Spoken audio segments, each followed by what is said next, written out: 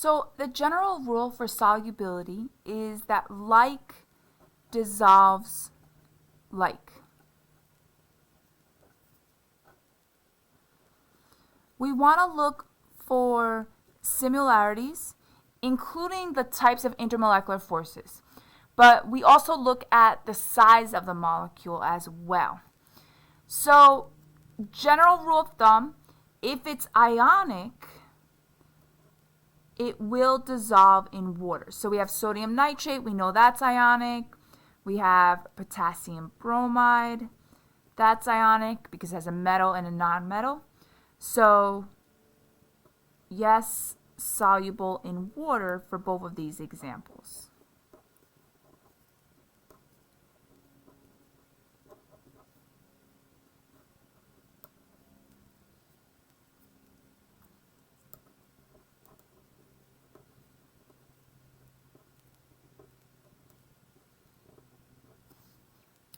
For methane,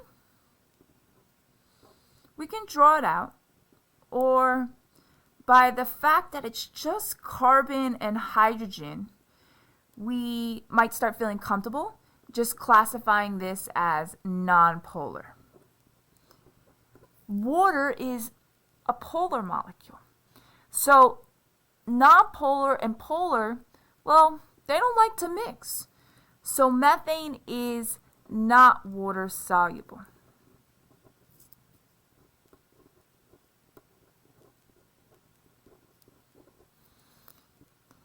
In our next example, letter C, we have ethane 1,2-diol.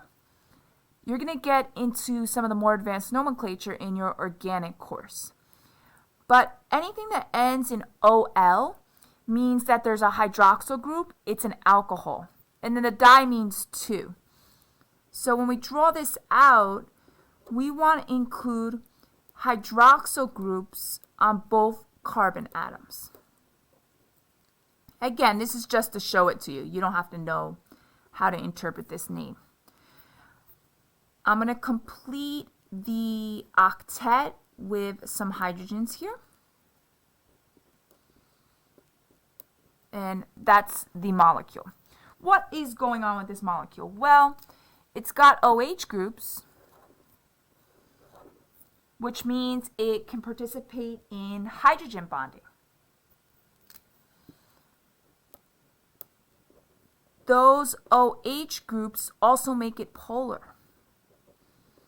These things are important because water has these same characteristics. Water is polar. Water can participate in hydrogen bonding. So as a result, the ethane 1,2-diol is soluble in water.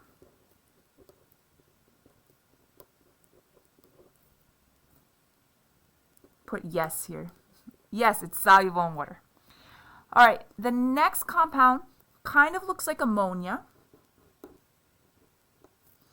except on one of the bonds it has OH instead of hydrogen. Well, this makes it even more polar. This makes it able to participate in hydrogen bonding in multiple locations. It can do hydrogen bonding here, maybe there, here. So we have a lot of similarities with water.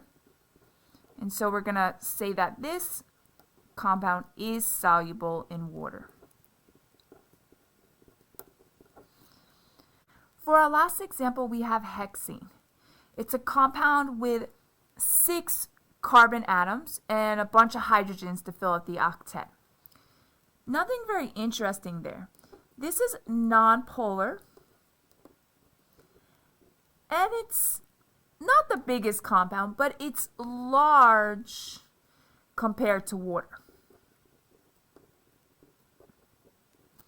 So for these two reasons, I'm going to say that it's not soluble in water.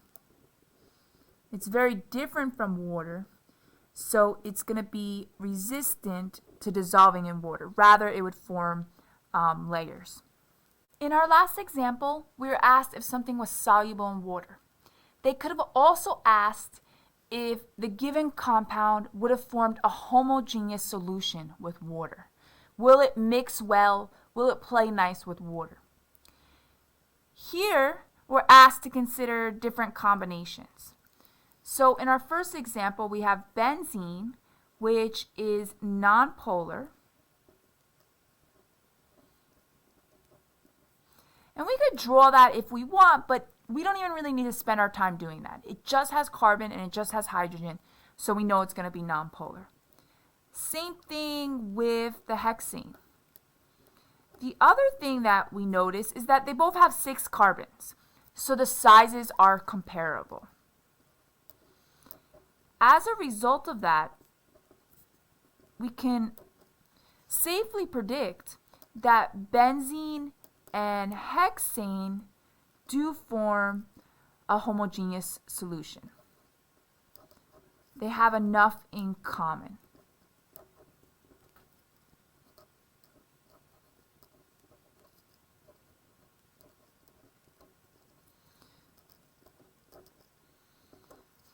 For our next example, we have sodium sulfate and water. Sodium sulfate is an ionic compound, and we know that ionic compounds are soluble in water due to water's polarity. So I'm going to shorten my statement here. I'm going to write yes, homogeneous. In letter C, we have sodium chloride, which is ionic, and hexane, which is nonpolar. So as a general rule of thumb, it's extremely difficult, if not impossible, to get ionic salts to dissolve in nonpolar substances. There's a couple tricks that we use back in the stockroom or when we're trying to prepare certain solutions, but it's difficult. So we're going to say that this is going to form a heterogeneous mixture. With something like this, the salt would just sink to the bottom and hang out there. Water and carbon tetrachloride. So again, we know what's going on with water. It's polar. It can hydrogen bond. For carbon tetrachloride, it has a bunch of chlorines, and chlorines are electronegative. But if we consider the shape of this molecule and its level of symmetry, at the end of the day, we need to classify the carbon tetrachloride as a nonpolar molecule. Therefore, the combination of water and carbon tetrachloride will form a heterogeneous mixture. We're going to get some layers there. I just want to go over some liquid solubility statements. They're of particular importance for those of you interested in environmental chemistry or like marine biology, because looking at our first statement here, the solubility of gases in a liquid actually decreases with increasing temperature. So what does that mean? As the temperature of the ocean rises, or the temperature of a lake rises, there's less dissolved oxygen in the ocean or the lake, and that creates trouble for the wildlife there. How can you remember this? Because it's for me, it was always very counterintuitive. But think about soda, right? Soda has a dissolved gas in it, carbon dioxide. And we prefer cold soda because it's going to have more bubbles. And that's because the colder the liquid, the more gas can dissolve in it. In statement number 2, we're asked to consider the relationship between pressure and the solubility of gases. So as pressure increases, we're able to dissolve more gas into the liquid. We also see this with soda. So which has more bubbles? A closed can of soda, obviously, right? Because it's under 2 to 3 atmospheres of pressure. depending on the temperature. And an open can of soda loses its bubbles quickly because it's just under 1 atmosphere of pressure or normal pressure. And then the last thing to know is that the solubility of a solid in a liquid typically increases with increasing temperature. So this is the opposite of what we see with gases. To complete this problem down here, we're asked to consider the solubility of a solid in a liquid. As we increase the temperature, solubility will increase. As we decrease the temperature, solubility will decrease. In questions C and D, we're asked to consider the solubility of the solid after a change in pressure. Well, it's almost like a trick question. There is no change in solubility if we increase pressure, and there is no change if we decrease the pressure.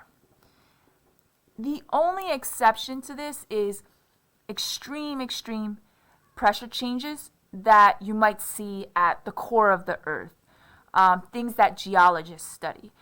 So for nitrogen gas, increasing the temperature decreases its solubility in a liquid. Decreasing the temperature does the opposite. It actually increases its solubility. Same with increasing pressure.